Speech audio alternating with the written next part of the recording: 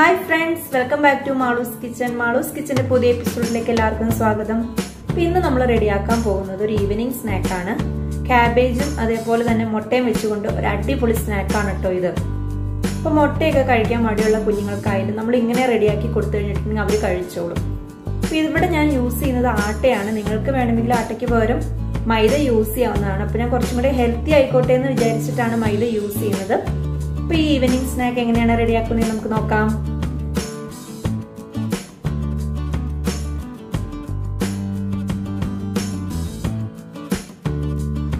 First നമുക്ക് filling റെഡിയാക്കാം. അതിന് വേണ്ടിയിട്ട് ഞാൻ എണ്ണ ഒഴിച്ചു കൊടുക്കുകയാണ് കേട്ടോ ആവശ്യത്തിന്.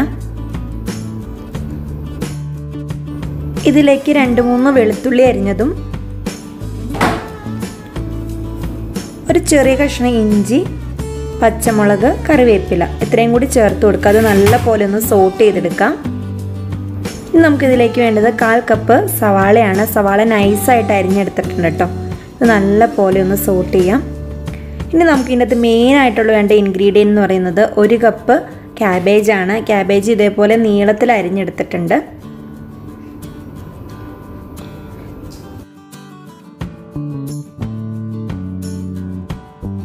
ഇതിലേക്ക് ആവശ്യത്തിന് ഉപ്പ് ചേർത്ത് കൊടുത്തു.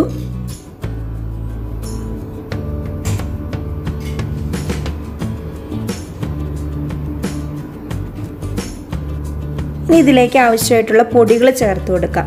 ഒരു 1/4 ടീസ്പൂൺ മഞ്ഞൾപ്പൊടി, 1 teaspoon Kashmiri chilli powder, 1 teaspoon തന്നെ മല്ലിപ്പൊടി. ഇത്രയും പൊടികളാണ് കേട്ടോ ആദ്യം ചേർത്ത് കൊടുത്ത്.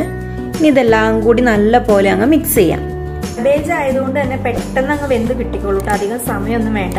പിന്നെ നമ്മളിത് റെഡിയാക്കുന്ന സമയത്തിൽ ക്യാബേജിൽ ഒട്ടും വെള്ളമില്ലാത്ത രീതിയിൽ കുറച്ച് ഡ്രൈ ആയിട്ട് നമ്മൾ എടുക്കാനായിട്ട് ശ്രദ്ധിക്കണം കേട്ടോ, കാരണം നമ്മളിത് ഫില്ലിംഗ് ആയിട്ട് കൊടുക്കാനുള്ളതല്ലേ. ഇപ്പോൾ 2-3 മിനിറ്റ് ഇതൊന്ന് മൂടി വെച്ചിട്ടൊന്ന് വേവിച്ചെടുക്കാം നമുക്ക്.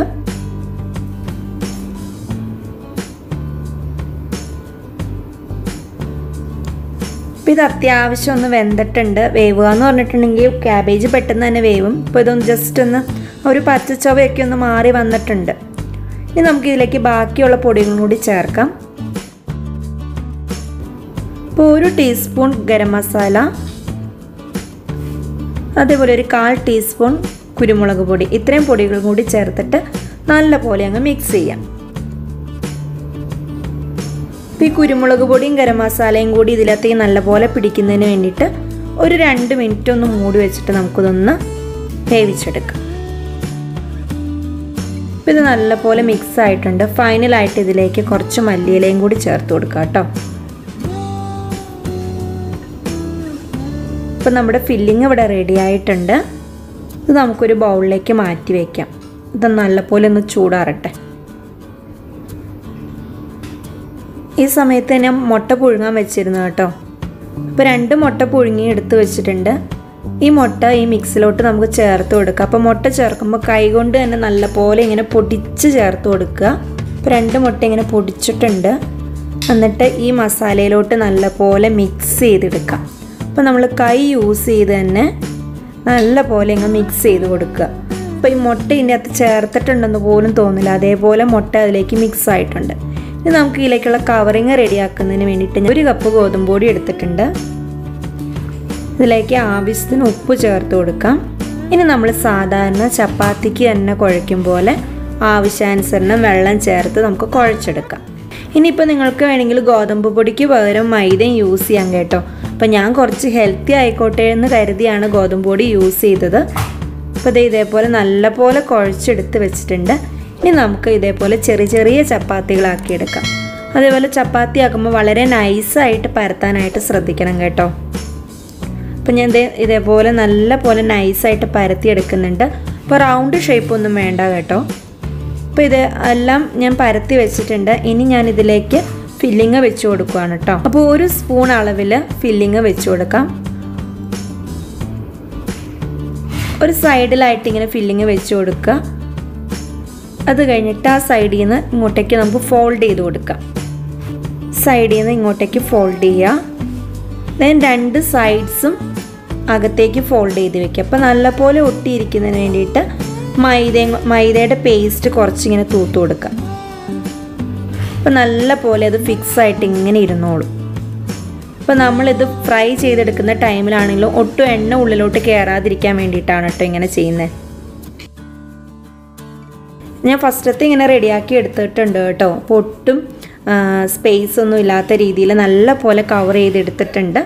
അപ്പോൾ ഇത് നിങ്ങൾക്ക് നോക്കുമ്പോൾ തന്നെ അറിയാം, ഫില്ലിങ് ഇത് ഇങ്ങനെ കാണാൻ പറ്റുന്നുണ്ട്. അത്രയേറെ നൈസായിട്ടാണ് ഞാൻ പരത്തി വെച്ചിരിക്കുന്നത്. അപ്പോൾ ഇതേപോലെ നമുക്ക് ബാക്കിയുള്ളതും റെഡിയാക്കി എടുക്കാം. ഇത് കണ്ടോ, ഇപ്പോൾ ഞാനൊരു 10 എണ്ണം ഇങ്ങനെ റെഡിയാക്കി വെച്ചിട്ടുണ്ട്. ഇനി നമുക്കിതെല്ലാം ഫ്രൈ ചെയ്തെടുക്കാം. അപ്പോൾ 2 പ്രാവശ്യമായിട്ട് ഫ്രൈ ചെയ്തെടുക്കാം കേട്ടോ. അപ്പോൾ ഞാൻ ആവശ്യത്തിന് എണ്ണ ഒഴിച്ചിട്ടുണ്ട്. പിന്നെ ഇത് അധികം എണ്ണയൊന്നും കുടിക്കില്ല കേട്ടോ. നമുക്ക് അതുമല്ല 2-3 മിനിറ്റിനുള്ളിൽ ഫ്രൈ ചെയ്തെടുക്കാനും പറ്റും. അപ്പോൾ ഫ്രൈ ചെയ്തെടുക്കുമ്പോഴെന്ന് പറഞ്ഞിട്ട് നല്ലപോലെ ക്രിസ്പി ആയിട്ട് കിട്ടും.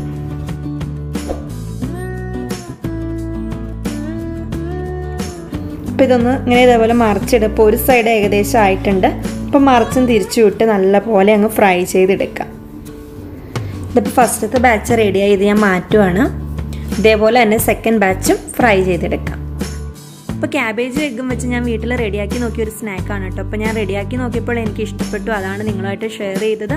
അപ്പോൾ നിങ്ങളിതൊന്ന് വീട്ടിൽ ട്രൈ ചെയ്ത് നോക്കുക. നിങ്ങൾക്ക് ഇഷ്ടപ്പെട്ടിട്ടുണ്ടെങ്കിൽ നിങ്ങൾ കമൻറ്റ് ബോക്സിൽ നിങ്ങളുടെ കമൻറ്റ് എന്താണെന്ന് അറിയിക്കുക. അതേപോലെ എൻ്റെ ചാനൽ ആദ്യമായിട്ടാണ് കാണുന്നതെങ്കിൽ സബ്സ്ക്രൈബ് ചെയ്യുക.